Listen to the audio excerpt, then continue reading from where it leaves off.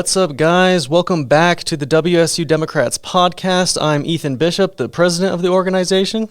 I'm Vaughn. I'm the vice president. And I'm Alex Taylor, sitting in. Awesome. So today we're going to be talking about a lot of interesting things. We're riding high after a very successful tabling event, which is where we met our friend Alex here. And so we're going to hand it off to Vaughn to start with the script.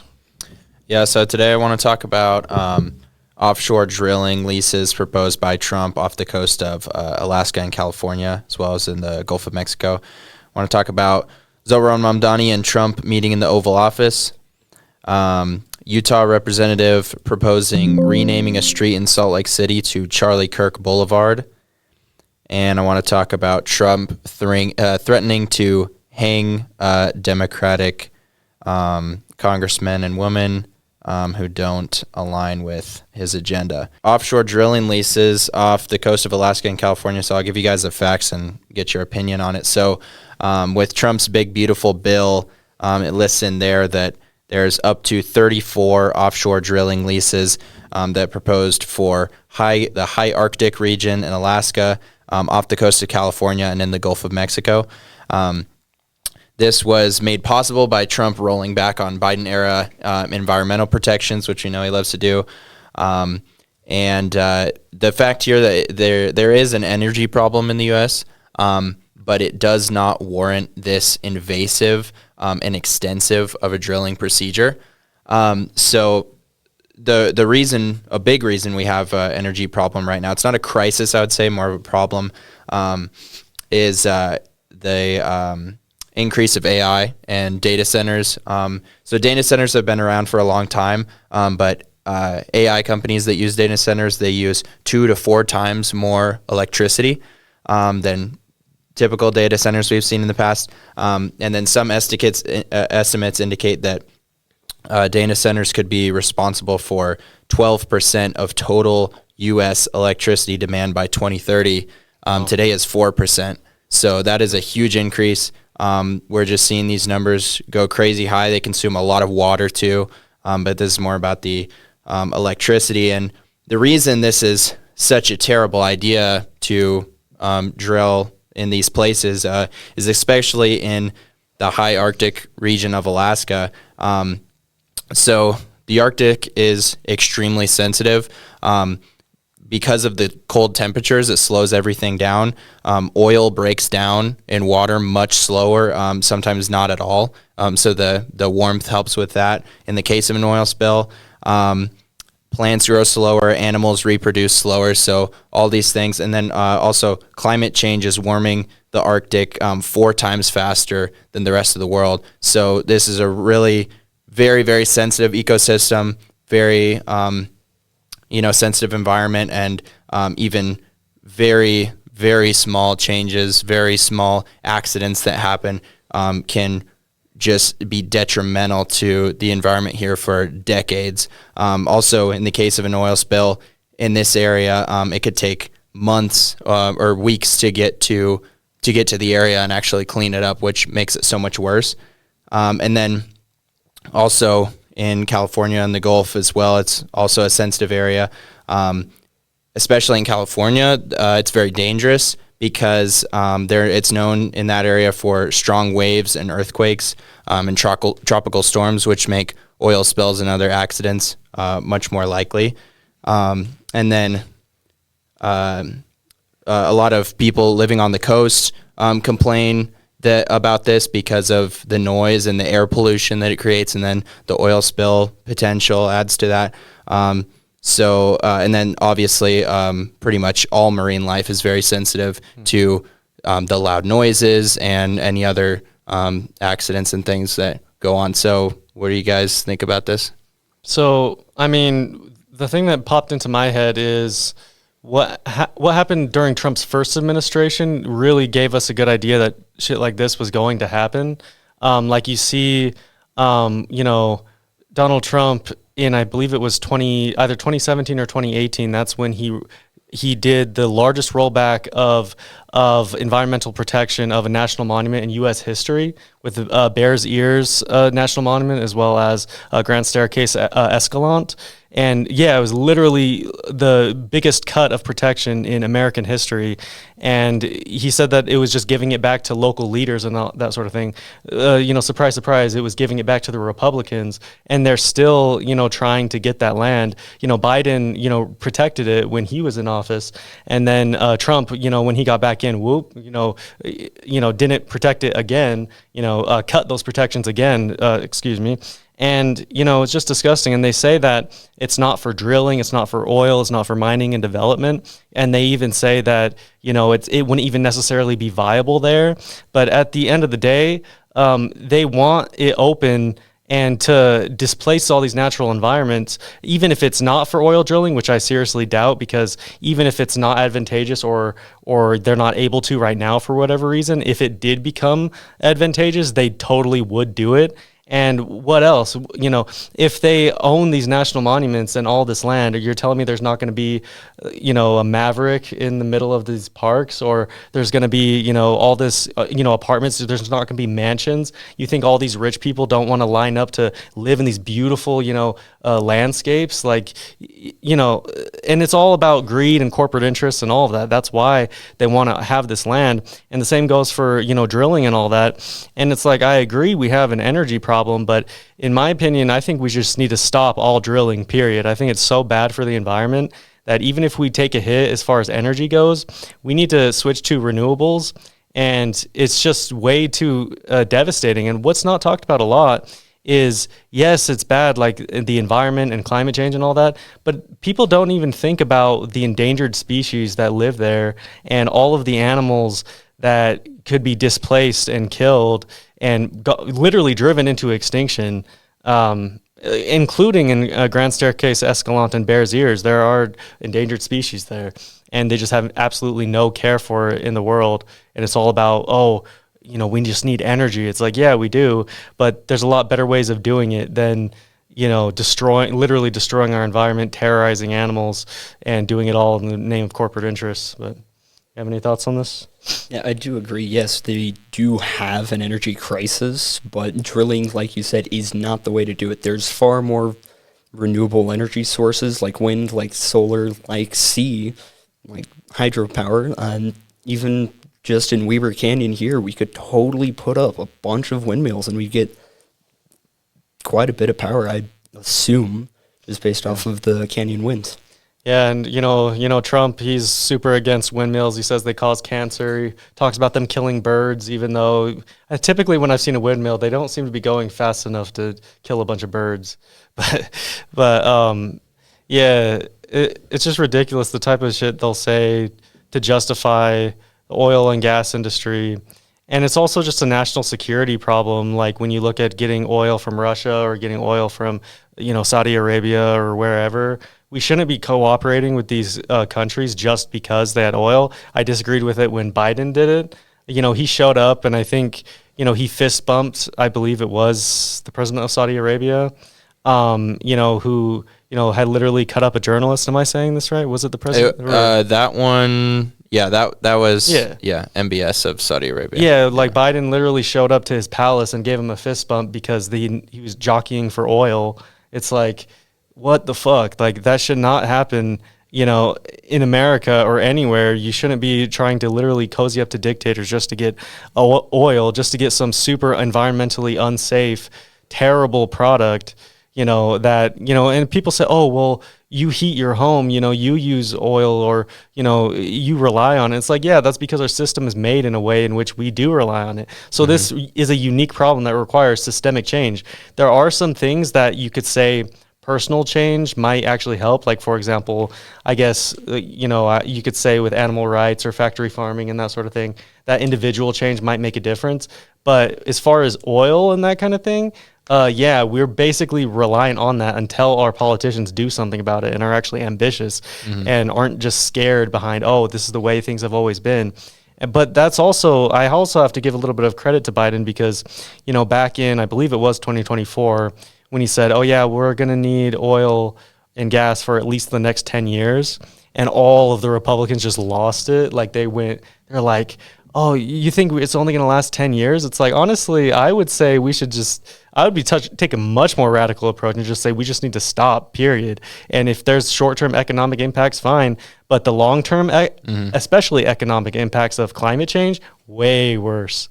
So, yeah. I think if it was up to Trump, he'd just kind of bleed the planet dry and, maybe we'd be the richest country in the world under his leadership, but we'd also, be a key cause of the end of humanity. So I think the health of the planet and the environment should be above all else. I think that's not going to happen until we get a new president. And I was going to say that it's like you said, we're very reliant on fossil fuels, and it makes it really hard to switch. I think we do need to really look into other alternatives of renewable energy, because I need to look into the numbers. But some of these forms of renewable energy, like building a windmill, in some cases may cause or release more fossil fuels than using actual fossil fuels. And then windmills are very harmful to bat populations for whatever reason. And, hydropower dams and fish populations, and every sort of, energy has its trade-off. And we're going more into nuclear, as I've seen, which I also need to look more into the numbers on that, because there's the nuclear waste, but other than that, it's fairly clean as far as I understand. So yeah, I think we need to really push into renewable power and renewable energy and make sure it's not so, damaging to the environment. And honestly, something that can be done, that, because I know a lot of people might hear what I'm saying and all that, or what we're saying, and they're like, oh, that's so impractical. You're going to literally kneecap all of us, by banning oil or whatever. But at the end of the day, I think that realistically it will, and I think it should start with local city planning and an emphasis on public transportation, even if they are like in electric buses and that kind of thing. But even if they're using gas-powered buses, that's still way better. And just public transit, trains and all that kind of thing. That's still way better than a bunch of cars on the road, and it will soften the blow way more for when oil and gas actually is banned. Because at that point you're used to not having a car. You're not relying on oil as much. You're just doing it in the bus, and then the bus just needs to be replaced if it's still a gas operated vehicle. But yeah, I just think that public transportation is so important in our environmental crisis, and it'll make weaning off of or completely cutting off of gas so much easier. Yeah, and I think some people kind of compare us to other countries because compared to a lot of countries, the U.S. is actually doing pretty well for the environment because the standard is set pretty low. But I think a lot of people should be saying, yeah, we're doing pretty well compared to everyone else, but we could be doing a lot better. And Trump is really not setting that example. Yeah, Trump is literally, correct me if I'm wrong, the most anti-environmentalism president that we've ever had. I think you're right. in his first term, he rolled back over 100. I don't know the exact number; it might be way more than that. But but yeah, gives no fucks about the environment. And that's the sad thing, because we need people in there who actually will care and actually see the environment as something to protect, like, Teddy Roosevelt, their famous Republican who, established, all these national monuments and national parks and all this kind of thing, and was so for protecting the natural beauties of America. And then, they're basically now the party of Donald Trump, where they're antithetical to that. Yeah. So with the energy crisis and the new rise of potentially nuclear plant in Brigham, Utah, as I've heard somewhere on the internet, I believe it theoretically could work, but much like with anything of that type, that power, we need better environmental protection laws and regulations, because if we're just dumping toxic waste into a regular cannot think of the word, But if we're just dumping it with normal trash and stuff, that's going to be worse. And so it's just like with other rules and regulations with like oil, safety procedures. Just need better rules and regulations, and I don't believe Donald Trump would be able to enforce those or even think of a way to make nuclear energy safe and like disposable in America, because I think it wouldn't really profit him as much as it would to dispose of it illegally or just not give a shit. Yeah, he's entirely profit driven. So yeah, I mean, a lot of those regulations and things, it's, you know, carbon tax, pollution tax, anything that takes away from profit, he's not going to go for it. So if you guys don't have any other comments, move on. So just recently, Trump hosted Zoran Mamdani in the Oval Office. They had a little meeting and said they had a, you know, successful meeting, which Trump says he has a successful meeting with everyone. But Mamdani said it was great, and Trump sat down, Mamdani sat next to him and answered a bunch of questions from reporters. They seemed very respectful to each other. I watched a decent amount. It was very surprising to me. I thought, I mean, a lot of times, like I was just saying with you, it's easy to say a lot of things over the phone, you know, and then you get face to face and you can't say a bad thing about them. So I think that's a lot of what it was. But it was a pretty nice little reporting session they had. Reporters really tried to get Trump to call Zoran a communist and tried to get Mamdani to call Trump a fascist to their face, which they didn't go for. And they asked, Mamdani if he still thinks Trump is a fascist, and Trump laughed and he's like, "Oh, you don't have to answer that," because, you know, he knows what they're trying to get at. And I don't know. It seemed. It definitely surprised me, and I'm looking forward to how they work together. They said they're going to work together. Before Zoran won the election, Trump said he should be deported. He said he was here illegally. All these, you know, radical things, and then he just totally flipped when he meets him for the first time. So I hope they can work together. They have very, very different views, but hopefully we see something good come out of it. Yeah, I mean, with Mamdani and Trump, like, I think Mamdani did exactly what I would have done, which is, if you're like the mayor or you're going to be the mayor of New York City and Trump has literally threatened to cut funding, to cut SNAP benefits, or he was withholding SNAP benefits, and so many New Yorkers rely on that, where you need this productive relationship with Washington, but you still need to speak your truth and all that sort of thing. I guarantee you what Mamdani did, one of the first things in the conversation is, "Oh, you ran in 2024 on lowering costs. I think that's a very noble goal. That's what I ran on too. I think we can work together on that." And that's not even necessarily him lying. That's true, because they did both run on that, and they both ran on a populist message of protecting, you know, the ordinary American rather than corporate interests. Obviously, Trump doesn't fucking represent that, but that's what he represents on paper. So, and I think that's what Zoran Mamdani tapped into, is he was saying that, oh yeah, you know, we can work together so much, you know, for affordability. And I think that what Mamdani probably did was he positioned himself as an attractive option to, maybe even in other ways attractive as well, get Trump to be more popular, because Trump probably sees how popular Mamdani is and how Mamdani won against all odds as a Democratic socialist in New York against a former governor, a Democrat, you know, running, you know, against him still after losing the Democratic primary, and Trump endorsing Andrew Cuomo as well. I think he just likes winners as well. And he's been feeling like a loser with the whole Epstein files and all that sort of thing. So he wants to tap into that energy. Literally, like the day after, it was the day after, how he dressed up. He had this weird, like, red scarf on. And it was literally like a redo of an outfit that Mamdani did.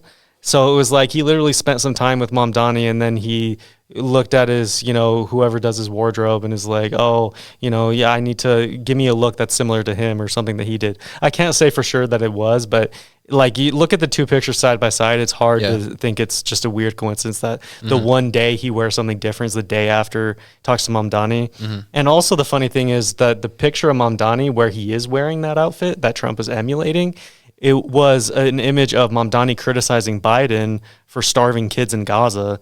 So it's kind of funny that Trump maybe looked at that and was like, oh, he criticized Biden here. Oh, well, look at what he's wearing. I'm going to wear that. So that just is kind of an insight into just his childish mind. I don't think people realize how childish Trump is. Like, he's literally a child in however old he is, 82 or whatever, 84, I don't know, 90, whatever he is. So, like, yeah, I don't know. Yeah, I do agree Trump is being very childish, just in general, threatening, like in a future topic we're about to talk about. But as for the Mamdani parody, I'm not on the internet much. I need to fix that.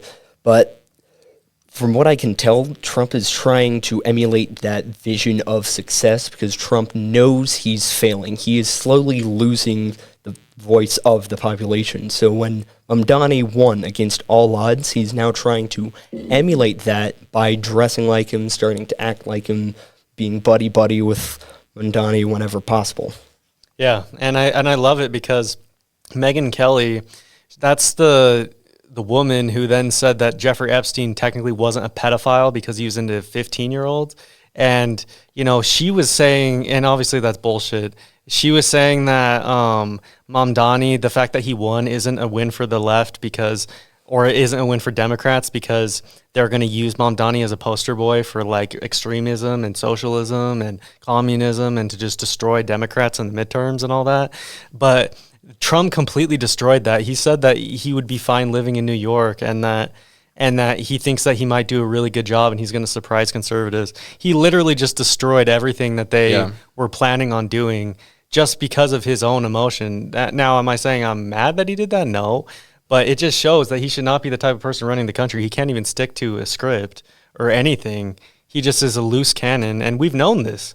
You know, we've known this ever since and before, you know, he lost by 7 million votes and he tried to overturn the 2020 election, literally calling Georgia's Secretary of State, Brad Raffensperger, asking for 11,780 votes and, you know, organizing fake electors and doing all kinds of stuff. You know, and in the last minute, you know, because he got so pissed off because he lost. And he even said things behind the scenes like, oh, I can't let them know that I lost or, you know, and he's just talking about how embarrassing it is. So he knew he lost. I don't think he genuinely thought that he won. But yeah. Yeah, and I mean, to this day, Trump and all of his supporters in Congress still can't admit to the fact that he lost in 2020. They still, you know, will say that they beat around the bush. They can't say they just say, well, Biden won. The results show that Biden won, but they cannot say that Trump lost. It's just it's crazy how much he controls them. And like literally, I saw a picture, and it was an AI generated picture of Kamala Harris and Hillary Clinton. And they were like crying or whatever, and it showed like their shirt said, I lost to Trump. And it's like funny how you can't put Biden in that picture because he actually beat Trump's ass. Yeah. And funny how you can't put any of the Democrats who just swept the Republicans into, you know, a few Tuesdays ago, including on the fucking Ogden City Council where we literally have 3 Democratic seats now because of Trump. I can guarantee you, you know, we had, those were 3 or 4 term incumbents that lost, 2 of them, and they were Republican. And I think a large reason why they lost and why we saw these wins across the country is because people see, even if it's technically a nonpartisan race, they see who is more aligned with Trump, and I'm going to vote against them. Okay, even in Virginia, where there was the attorney general candidate who talked about murdering his political enemies and their kids, he still won by more than Kamala Harris won Virginia. Okay, so people are pissed off. They don't even care. They're just like, fuck Trump. We just want, and maybe, you know, and I'm not advocating for that sort of thing, but they want some kind of fight. Okay, you know, not literally, not threats of violence or anything like that, but, you know, they want someone who's literally going to fight against Trump and all of these fucking Republicans trying to tear down human rights, tear down reproductive rights, and all these other terrible things, like listing nursing as not a professional degree, which we're going to talk about a little bit later. Yeah. Stay on the topic and talk about Trump's threats of death.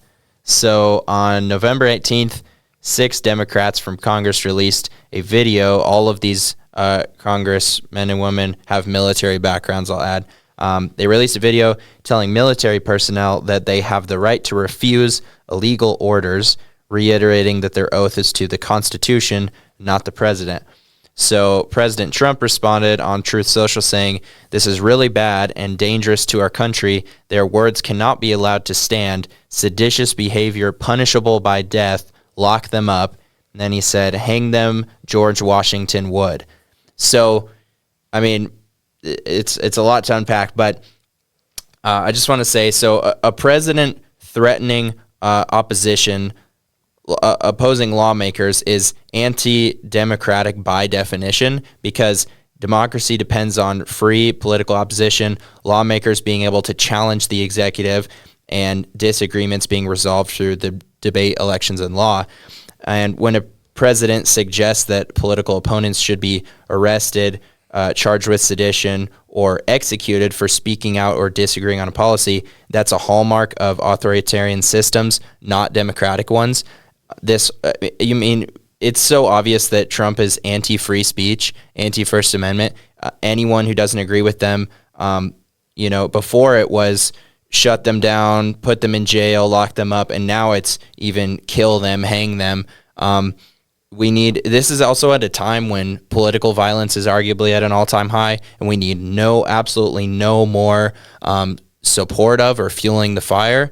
And this is exactly the opposite of what we're seeing. And then another thing I wanted to add, I mean, even if you did, kind of take him seriously when he said George Washington would hang them. So I looked into this.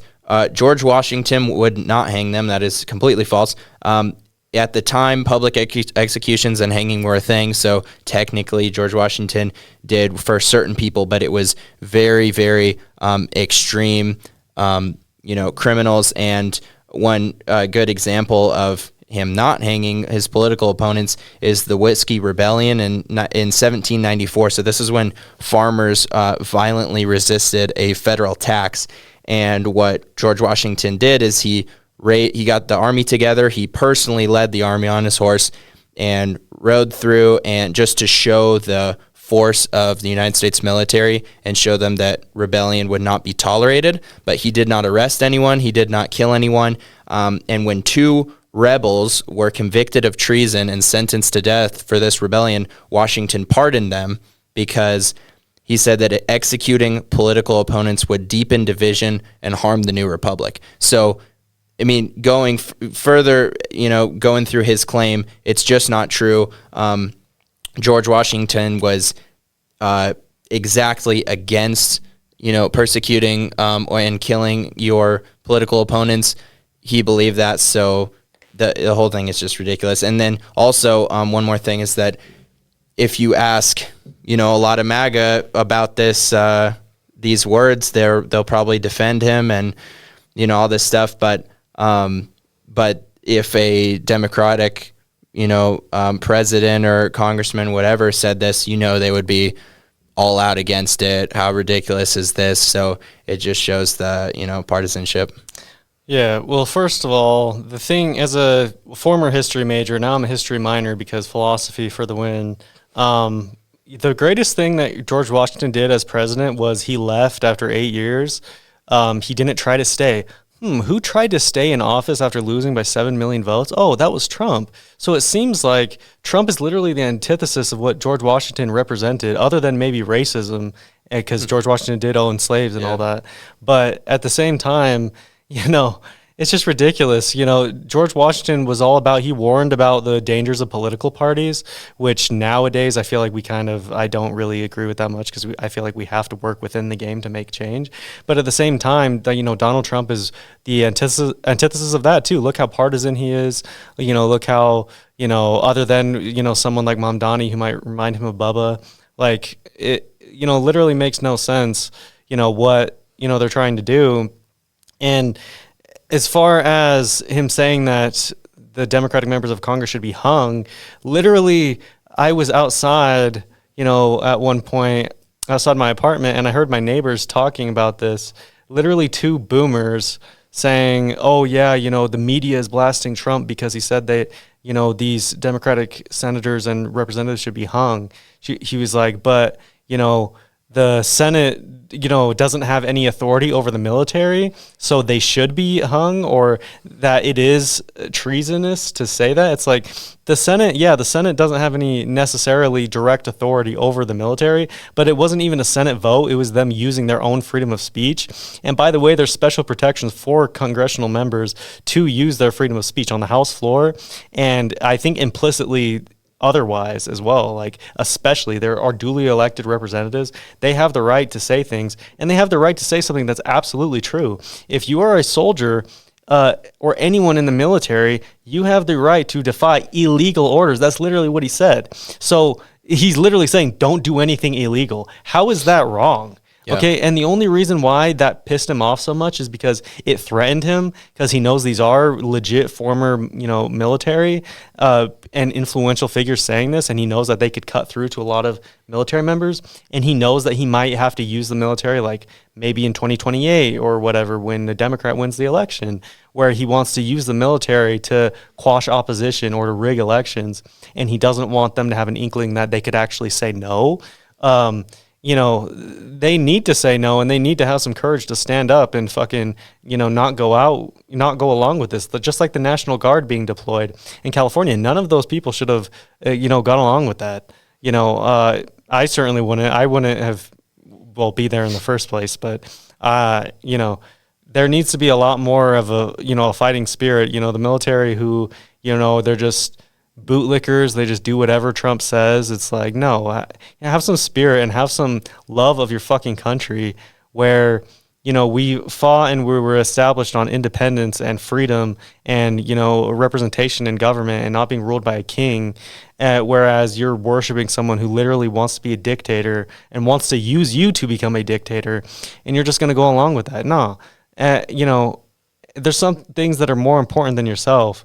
And you shouldn't be worshiping someone who dodged the draft multiple times based on bullshit, like bone spurs that he didn't have, just because he was privileged and too scared to be drafted. Yeah.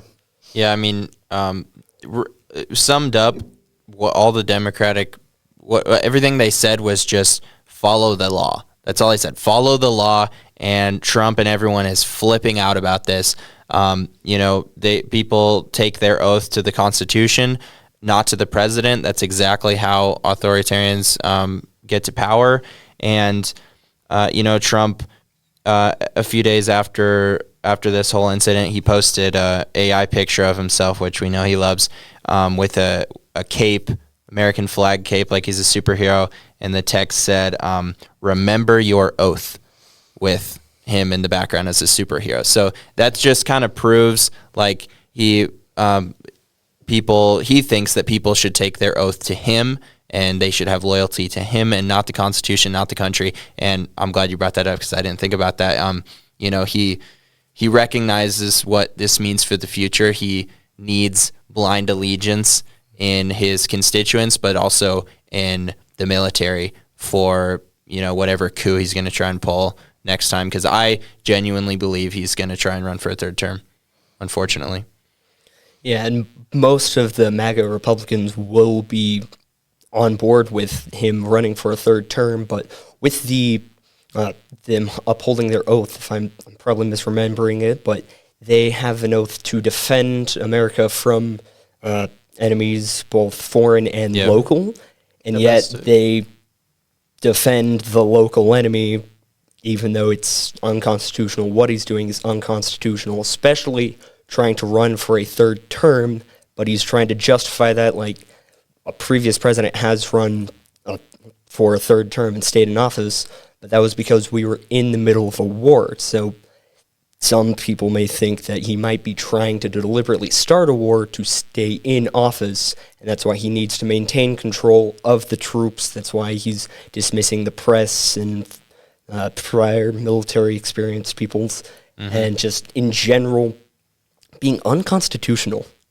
Yeah, and I think in the past, I think it was FDR, he ran for like 4 terms, but I think after that they made it constitutionally so you could only run for 2. Yep. So it'd be completely different if it was actually written into our rules that he could do that.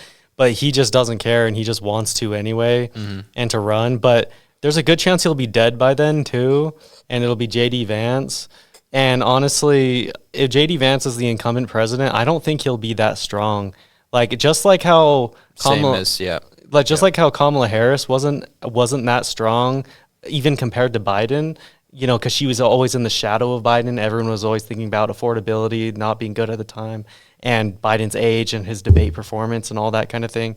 You know, when we see Vance, even after Trump dies, even if there's some kind of outpouring of support, which I don't think there'll be, people will be dancing in the street. I can already see it. And yeah, to look back on this when it actually happens. But yeah, you know, dang, I got too busy fantasizing about that. I lost my train of thought. But yeah. Yeah, I mean, is there anything else you want to say or you want to take some time to think about? What was I saying? You were saying about Kamala and Trump and Biden's shadow. Yeah. There's no way that J.D. Vance could cast himself in a new light at that point, especially after a few more years of Trump. Unfortunately, I hope we don't have to have a few more years of Trump. But either way, well, if Trump died right now, I'd say that J.D. Vance has the chance to make it up. But if he dies a little bit later, then yeah, there's no way. Vance is going to lose to really any Democrat, but I think that we're going to choose a strong Democrat. I think we learned from 2020, even 2020, because Biden won the popular vote by 7 million, but in the crucial swing states, he barely won. And then, Trump won against Harris, Trump won against Clinton. You know, it doesn't work to have a candidate who you just hold your nose and vote for. We need a really strong, effective candidate. And the one that pops into the top of my head is Gavin Newsom, not because I love every single one of his policies, not because, I think that on paper he's the perfect candidate, but I think as far as what I find most important out of the major candidates, he's doing it, which is, social media strategy, debate skills, the messaging war. Because what's the most terrible is I don't just want a president who can win 2028, because that is important. But what is more important after that is the midterms. And to have a president who can literally weather the storm with their incumbent party up for re-election and literally not have them lose seats, which almost never happens, you're going to need an extremely effective messenger who can hold the support and not let it go away and not drop off a bunch of support like Biden did. In some of these things, it's hard to prevent. But someone like Gavin Newsom, I feel like he has such a good messaging game. He's so charismatic. Like he's so good at debating, and he's competent. No one can say that he's not competent. No one can say he's spacey or losing his train of thought constantly or, anything like that. I'm open to other candidates, but it just seems like Gavin Newsom makes the most sense. But I don't know. Yeah, I mean, I need to look into him more, and I'll do that as it gets more serious. But I like him so far, my shallow understanding of him. But yeah, like you said, we need a strong Democratic candidate. I think we obviously need that, so we genuinely support and like, whoever we're voting for. But I also think there's absolutely no chance with the way things are going right now that the GOP will, take the presidency in 2028. And I said a few podcasts ago that they keep trying to blame Democrats for everything negative, but when you are in control of all three branches, you can't really do much when it comes to blame. It's really all you, and that's what a lot of people thought about Biden. They were, tired of affordability, and he'd been the president for the last 4 years, so, he took the blame. Yep.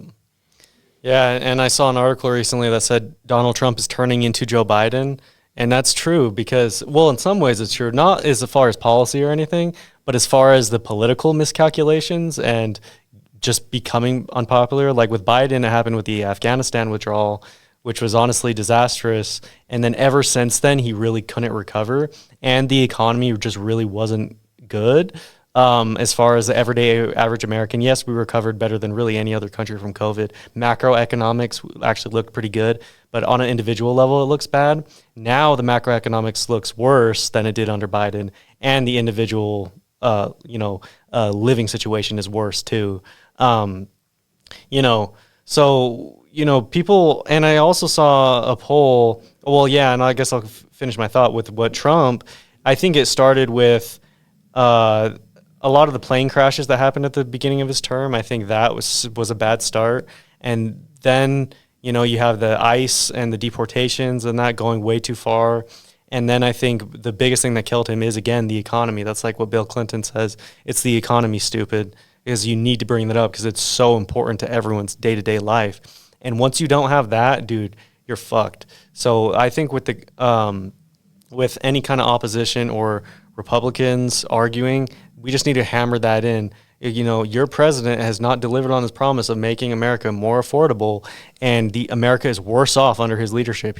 The economy is worse because of him, because of his tariffs, because of his chaos and insanity, and recklessness.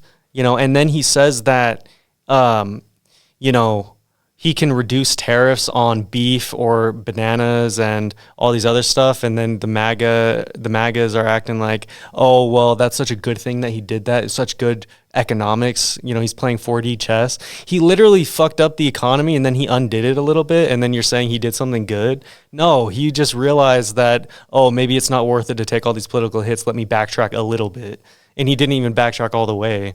And I don't know, maybe before the 2028 election, he might backtrack way more just because he's a fucking coward.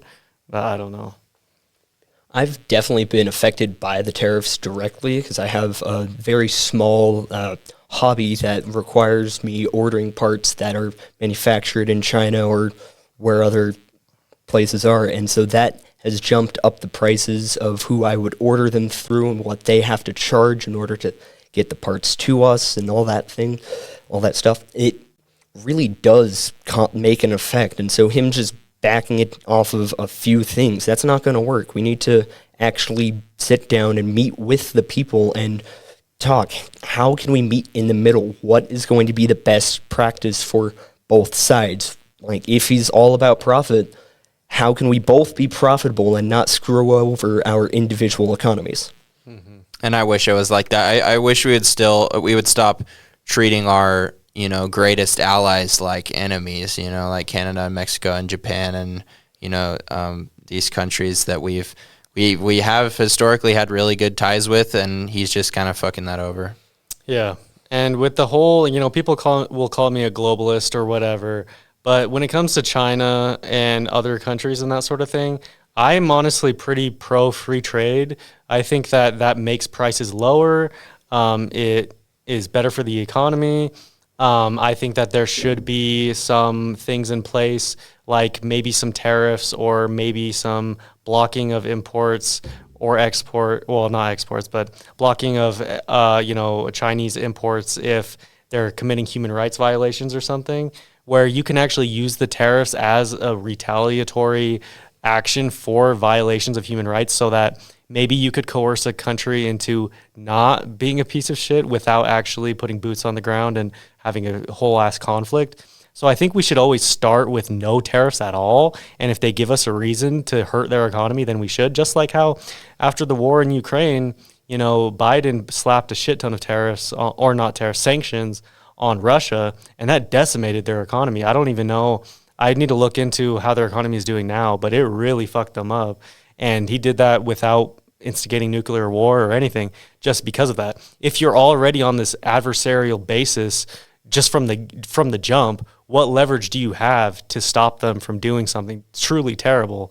Like, with China invading, Taiwan, how are we going to prevent them from doing that if we're already in an adversarial relationship and they have nothing to gain from interacting with us? They're just going to go ahead and do what they want. Yeah. Yeah, and like you said, Biden had a good reason to do that. Obviously, Russia, invading Ukraine.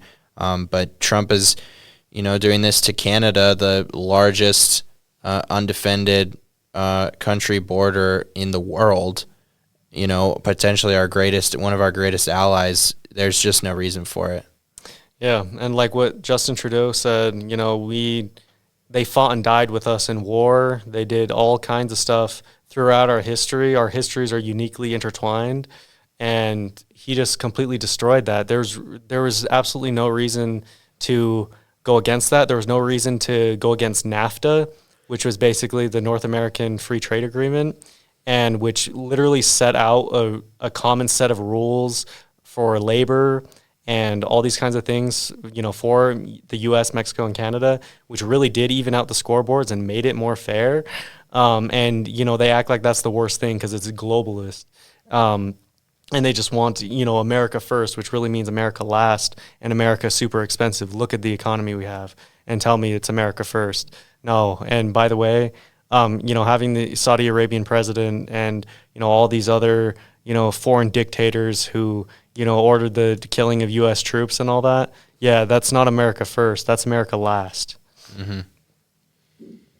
Well, shall we talk about our Charlie Kirk guy? Sure. All right. So, Utah representative has proposed renaming a street in Salt Lake City to Charlie Kirk Boulevard. So, Utah Congressman Trevor Lee of the 16th District, which is in the Layton area, proposed a bill to rename a street in downtown Salt Lake, currently known as Harvey Milk Boulevard, to Charlie Kirk Boulevard. Harvey Milk was a political activist in the 70s and was the first openly gay elected official in the U.S. He fought for LGBTQ rights and minority rights on the San Francisco Board of Supervisors, and he was assassinated along with the mayor of San Francisco in 1978. So the reason we named the street after him, he was, obviously very, influential for the startup of the LGBTQ movement, and, did a lot for a lot of people. And Trevor Lee says, he has no significance to Utah, whereas Kirk does. But this isn't about Charlie Kirk at all. Before he proposed this, he wanted to get rid of the Harvey Milk Boulevard. He wanted to get rid of the name and just have it 900 South or whatever the generic street name is. So it's not really about Charlie Kirk. Trevor Lee has a very extensive track record of anti-LGBTQ legislation. He's supported House Bill 77, which bans pride flags in schools and government buildings. And after the Utah Mammoth Twitter account posted Happy Pride Month for Pride Month, he said, Utahns overwhelmingly don't support Pride Month, whereas a 2024 survey by the Public Religion Institute found that 86% of Utahns express support for LGBTQ non-discrimination protections. So he's very anti-LGBTQ. It's not really about Charlie Kirk, but let's say it is. Charlie Kirk was, homophobic, racist, misogynistic, transphobic, all these, white nationalists. He should absolutely not be having anything named after him.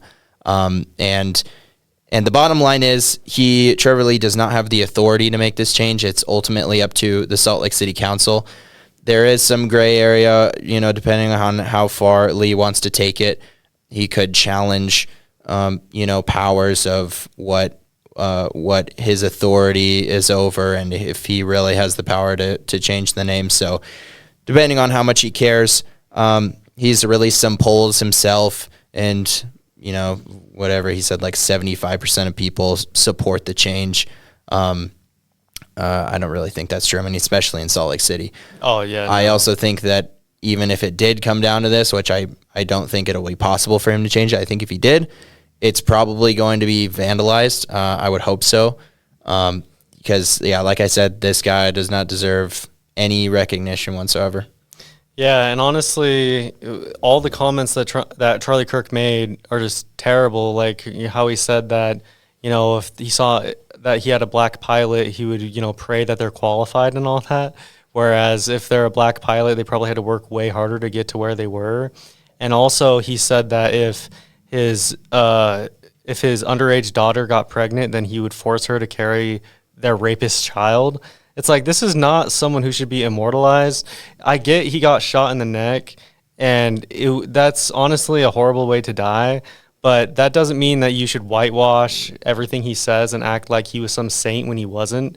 He was honestly a piece of shit, and I'm not going to take that back or anything just because people get offended. Dying doesn't suddenly make you a good person. Mm-hmm. Okay, you are who you are when you were alive.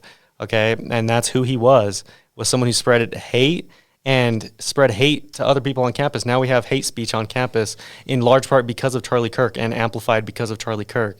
Because he was so anti-trans, so anti-immigrant, just anti-human rights, okay? He was just, I'm not going to keep on going on about it, but, Charlie Kirk is someone who has had a profoundly negative impact on the minds of Americans, especially young Americans. He's indoctrinated a bunch of them, and there needs to be some kind of mediation to stop this, and they need to be unbrainwashed from his low IQ talking points. Yeah, that's what I think. So I live in Layton, so Trevor Lee is my representative, and my entire family does not like him, doesn't like any of his policies, and we're all against the idea of renaming the street to the Charlie Kirk one, mainly because what really did Charlie Kirk have to do with Utah other than being assassinated in Utah, which, if I'm remembering correctly from what I've read or heard, UVU did not even want him to come to Utah to give any of his speeches because they knew that they were bad. Like, from everything I've seen, Salt Lake City has been one of the more pro-pride groups in Utah. Like, it is technically, I could totally be making this up, but more Democrats than Republicans in a condensed space. Yeah. Yeah, because when they drew the new congressional district, House District 1, that's literally just Salt Lake County, and it's going to be a D20 or 24 district, something like that. So yeah, there's definitely a lot of Democrats in Salt Lake. So, and it's funny because if he said that the vast majority of Utahns don't support that, why should the vast majority of Utahns even get to decide what a street name is in one particular place? It should be up to the people that actually live there. Yeah. Like, why, even if they did support doing that, that's not a good argument that you, from a representative from Layton, should be able to change what's really become almost a historical marker in Salt Lake. I have a shirt that says Harvey Milk Boulevard on it. It's like the street sign. I could wear it at one point. And I got it from, it says Equality Utah on the back. I think my dad got it when he was, volunteering or whatever. And yeah, like with Harvey Milk Boulevard, like there's just no reason to change it. And they have so much hate in their heart that they can't even take that some assassinated elected official who was literally the first gay elected official in American history, or at least openly gay, like just to have so much hate in your heart to just want to erase that and replace it with some racist, misogynistic, someone who literally basically said they would abuse their child, because that's what it is, forcing them to have their rapist child. That's more than abuse. I need a better name for that. Child endangerment. Yeah. Yeah, I mean, it really is, because look at the dangers of pregnancy, especially on underage bodies like that, it's like there's irreparable damage that could happen. He's basically advocating for child genital mutilation, because that's what it is to actually give birth, is genital mutilation. That's not to say that you can't consensually get pregnant and want to have a baby. That's different. But especially when it's a child, it's just so obscene. And some people might do the counter, oh, well, what about the baby or whatever? Well, unless they're 9 months pregnant or over 12 weeks, and the vast majority of abortions happen before that fetus is not even sentient. It's basically a flesh carrot. They have no idea they even exist, and they never have. So don't come at me with, oh, well, what about people in a coma? The people in a coma were alive once, and they actually had the intention of waking up, and they want to wake up. What these flesh carrots have is nothing. They had no idea they ever existed. In all meaningful purposes, they don't exist. They're literally like a rock. So like I don't see why it's this huge deal and why you should force some child to relive their trauma of being raped. I just find that so disgusting. Yeah, and I just want to throw in here that a lot of people with the abortion argument love to weaponize the Bible. And I could quote scripture, but I'm just going to say that the Bible recognizes a life separate from its mother at first breath. That's reiterated a lot of other reasons that, but the Bible is not anti-abortion like a lot of people say it is. Yeah, well, they might just say, "Oh, thou shalt not kill." That means no abortion. Yeah. But that's I feel like that's too vague. And if you support, if you're going to use that, then you should be anti-death penalty, which Yeah. a lot of people are pro-life, and then pro-death penalty, which to me makes no sense. and they should also be pro animal rights, which they're not. Yep. So Yep. if they say it's life, but I mean, on that topic, I just think that life, like we were talking about this earlier in the table, like with the whole life starts at conception thing. Like I could even agree to that. Like honestly, I don't really care when life technically starts because and this might sound bad, but just because something is alive doesn't mean it's inherently intrinsically valuable. Like plants are alive. I don't necessarily think it's wrong to, eat a plant, whereas I think that sentience is valuable. That's why I'm pro animal rights. That's why I'm, for human rights and all that kind of thing. But, when they're not sentient, there's really no argument that they have any intrinsic value because they don't have any values. They don't have any ideas or desire, which is literally the definition of sentience. It's a subjective experience, which means you prefer one thing over the other. Fetuses don't have that. They're literally nothing at that point. The only time they become something is if they're left unimpeded, and that's literally should be up to the mother or whoever is carrying the child. Yeah, I mean, also the people that are pro-life are they're pro-life until after the baby is born, and then they want to restrict all sorts of low-income subsidies and adoption stuff and orphan stuff like that, orphan facilities. They don't care about any of that stuff. It's just protect it until after it's born. Yeah, and it's almost as if they just want, I really just truly believe that a lot of Republicans have this sick obsession with women being pregnant and having babies, and it's a domination thing for them, and they think that, oh, well, if women are just pregnant and they're, barefoot and pregnant, so to speak, and they're, subservient to their husbands and all this kind of thing, then they can just control them more, and they can make them you basically force them into submission, basically, and it's all about control. And they're threatened by the women who don't have children because they skew liberal overwhelmingly. That's not to say there aren't liberal women who have families or kids or anything like that, but yeah, they're entirely threatened by women having any kind of control over their own bodies and their own lives, which they should have. Period. Trump did sign the Epstein Files bill. So Congress passed the Epstein Files Transparency Act almost unanimously, 427-1 in the House, unanimous in the Senate. Trump fought it for months, then reversed himself and signed it on November 19th to the 20th, 2025. The law forces the DOJ to release unclassified Epstein-related documents within 30 days with some narrow carve-outs for victim privacy, truly classified intel, or ongoing investigations. It also requires a list of politically exposed persons connected to Epstein be sent to Congress. So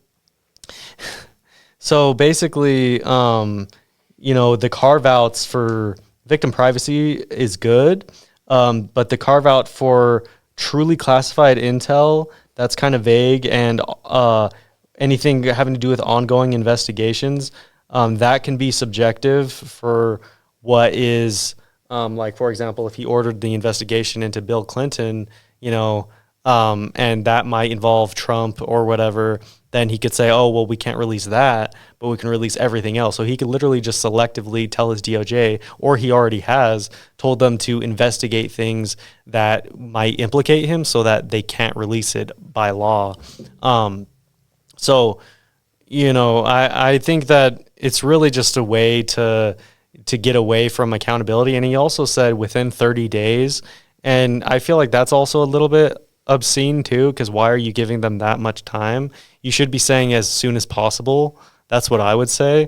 It's 30 days to scrub the files of his name. Yeah. That's what I think. Yeah. So the carve-outs are basically exactly what we said. He could say that things are part of an ongoing investigation, or it's classified, or something like that. So we'll see what we see. But some wind has been sucked out of this because of that. But at the same time, I think that there has to be damaging information on Trump to come out, at least some. And at the end of the day, there's really no preventing that from coming out. Otherwise, if he thought he could just get away from it scot-free, he would have never opposed releasing them in the first place. So, but he knew he couldn't, and it was only in the last minute that he thought he maybe could, or maybe he just knows he's going to take a hit and just says, okay, well, let's just take the hit and then be done with it. And we also know he has control over the Attorney General, Pam Bondi, and Kash Patel as well, because, they both talked about releasing the Epstein files, and then, all of a sudden they disappear, they don't exist. So we know that, they're compromised, and they're just going to do whatever he says. I think that they're going to try and disconnect Trump from this as much as possible.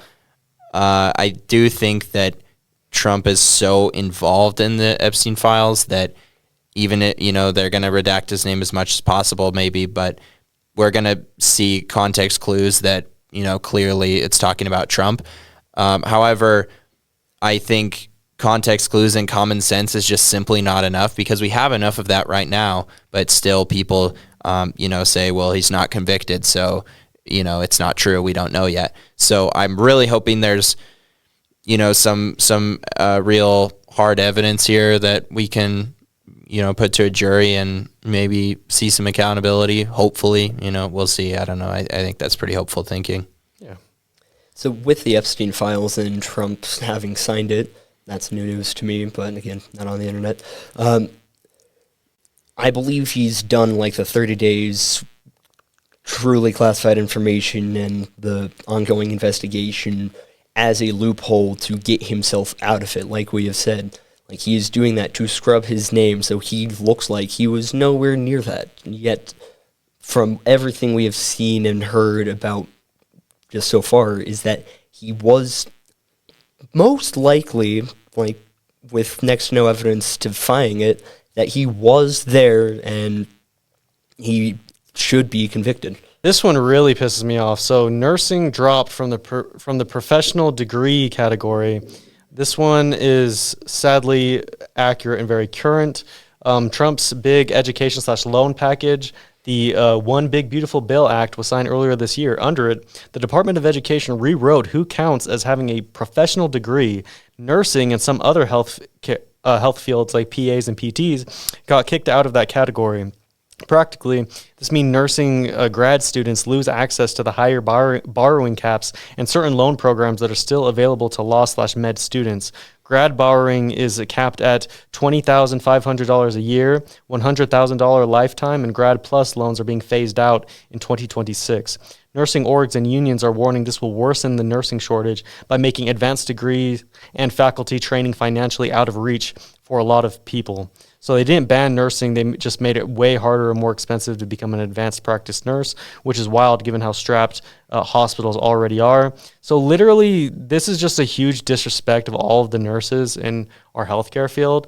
I'm someone who had a flesh-eating disease in 2021, and I had a bleeding stomach ulcer because before, when I was dealing with the pain from the flesh-eating disease, I took a bunch of ibuprofen without food, and it burnt a hole in my stomach, and I literally almost died. Because I was convulsing, I was spitting out blood, a ton of it. And they literally saved my life and nursed me back to health. And that's why I started working with people with disabilities, because I was inspired by the way they helped me and, the help I got at that time. And it's just so disgusting to see someone just slap them in the face and disrespect them and say, oh, this isn't a professional degree anymore. This isn't... they're basically saying this isn't, worthy of any kind of prestigious title and it affects, what funding they can get for school and all this kind of shit. It's like, it's just so disgusting, especially when we have a limited amount of nurses. Now, that's not to say that all nurses are good, because I've had some nurses that are pieces of shit. Like, literally, when I was coughing up blood and I was telling my mom to, give me a tissue or whatever it wasn't even anything that bad. Like, the nurse, and she wasn't even that much older than me, she was like, oh, you're able to grab it yourself. Like, I work with patients who have hip replacements and they get up. And I'm like, doesn't have the mortality rate of what I'm going through. I literally said that to her. Yeah. And she was all like, whatever she said. So some are just pieces of shit that just needs to understand what their job is as a caregiver. But a lot of them do. And, they need to understand that they are respected and they are needed in society, and not just someone who could be cast aside as, oh, that's not important. But yeah. Yeah, I looked into this, and I told my roommate's girlfriend who's going to school to be a nurse, and so she was pretty upset about that. And yeah, it is absolutely ridiculous. The whole thing is just to try and cut government spending and I don't know, I guess reduce the deficit, but you can't do that when you're giving huge tax cuts to billionaires when we're seeing the worst wealth inequality in modern American history. It just doesn't make sense. You're going to cut.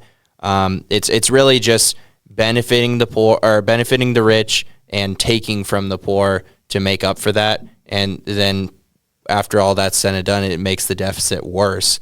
So there's just, I don't know how you could defend this. Yeah.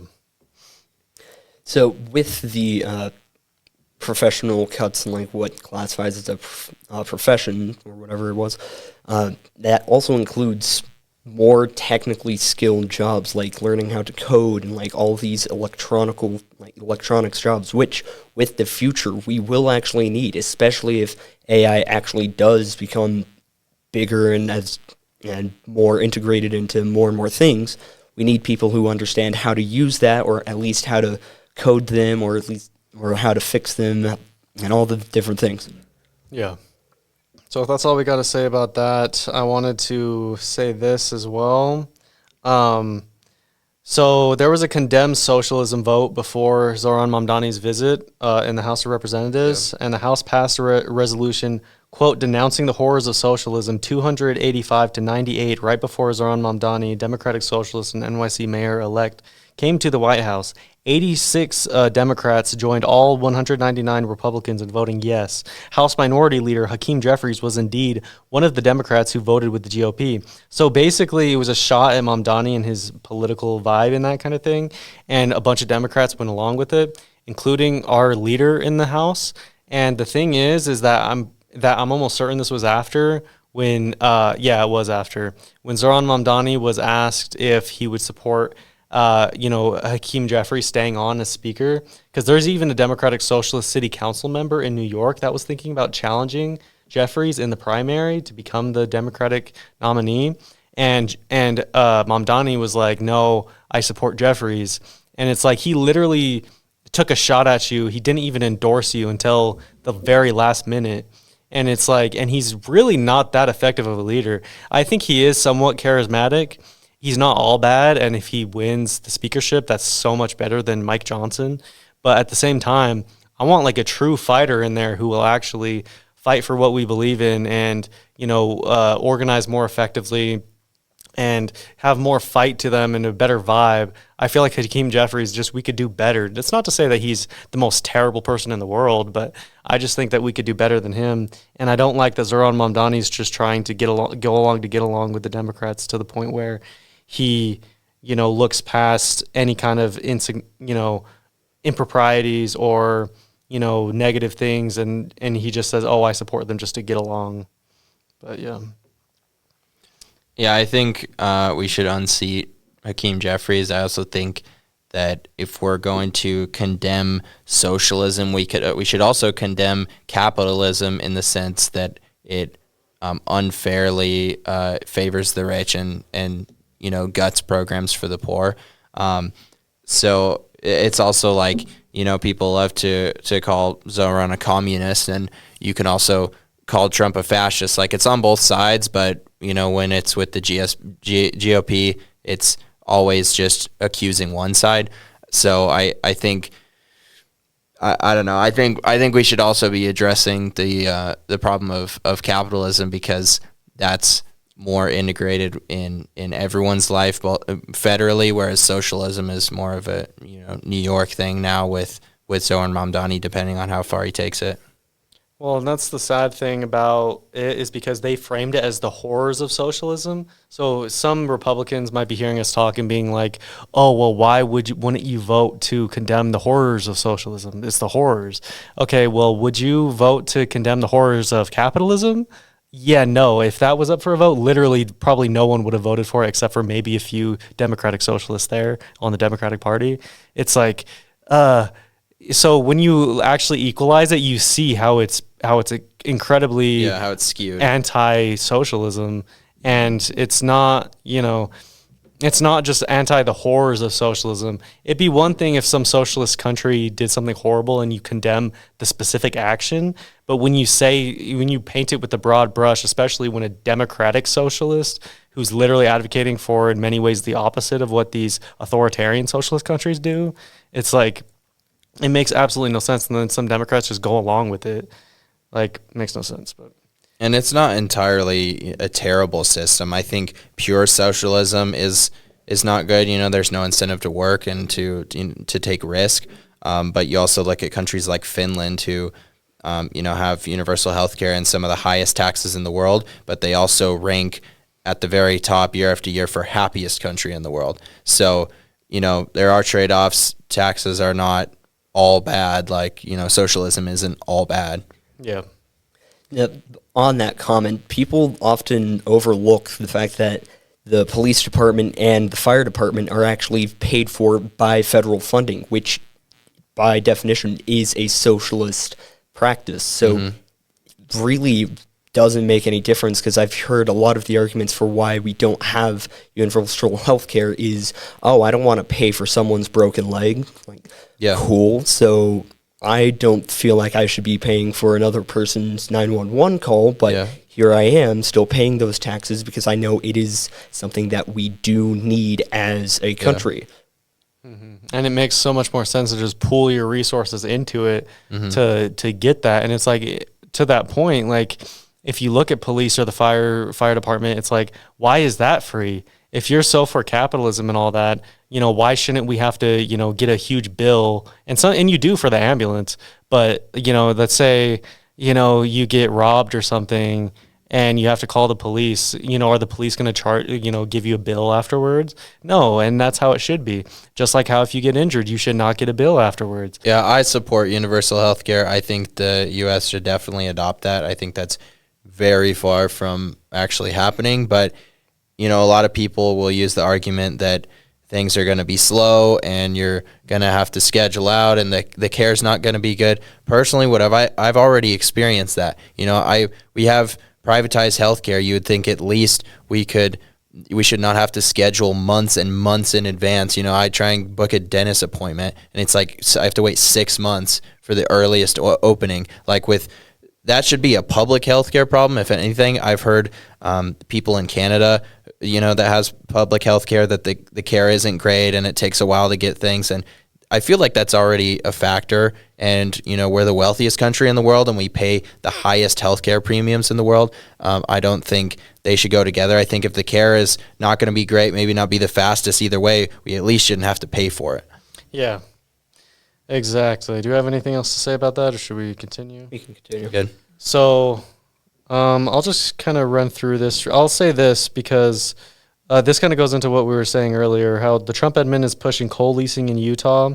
So the Interior has opened up about 13 million acres of federal land for new coal leasing nationally, including 48,000 acres in Utah near Zion, Bryce Canyon, Capitol Reef, and Grand Staircase Escalante. So what I said earlier is absolutely true. They want it for mining and development.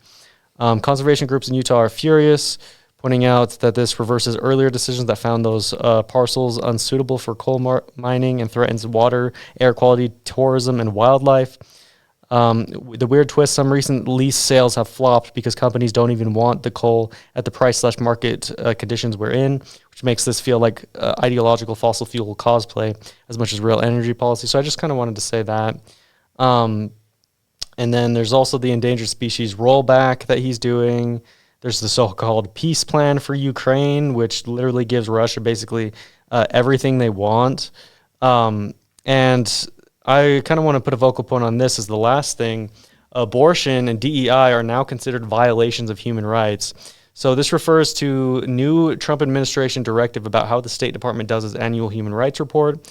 So U.S. officials have told reporters that under new rules, countries that have states subsidies for abortion, trans-affirming policies for children, hate speech laws, or race or gender-based affirmative action and DEI policies can now be flagged as violating human rights in the State Department's reporting framework. The idea is they're redefining human rights to focus almost exclusively on religious freedom plus property rights and treating pro-LGBTQ plus pro-abortion and anti-hate speech policies as rights violations against conservatives or traditional values. Rights orgs are calling this a politicized hijack of human rights language. So it's so rich that they would say that abortion and DEI are violations of human rights when, like I said, forcing your underage daughter to have their rapist child is a violation of human rights, not abortion. And it's just so disgusting how they're using it and weaponizing it against others. And even DEI, like, are you kidding me? Like, literally giving marginalized communities a seat at the table and making it more equalized. You're saying that, that's considered a violation of human rights. I don't know. So is this for the state of Utah? No, this is for basically, so this is for other countries, basically. That's how they classify other countries, whether they violate human rights or not. Okay. So literally all of these developed nations, like in Europe or otherwise, who have any kind of pro-abortion policies, they're not going to be labeled as violating human rights when they're literally doing the opposite, and the Trump administration is violating human rights in far more ways than one. And you want to talk about immigration, that'd be a huge other discussion. Yeah.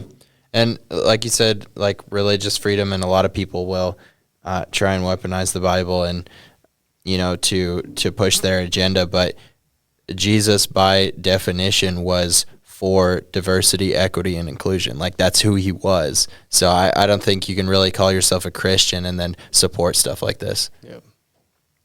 Yeah, and you see, I'm personally a man of science, but I understand that the Bible does have things to draw from with a grain of salt. If you take it with a grain of salt, there are great lessons to learn from. Mm-hmm. But just reading it and taking it directly as is, word for word, like a man shall not lay with another man or whatever anti-gay thing, there's nothing about the Bible when taken with a grain of salt that is anti-gay, anti-life, or like any of that stuff. 100%, the man of Jesus would have been on the side of Democrats and pro-life and all of these things that would make humanity better.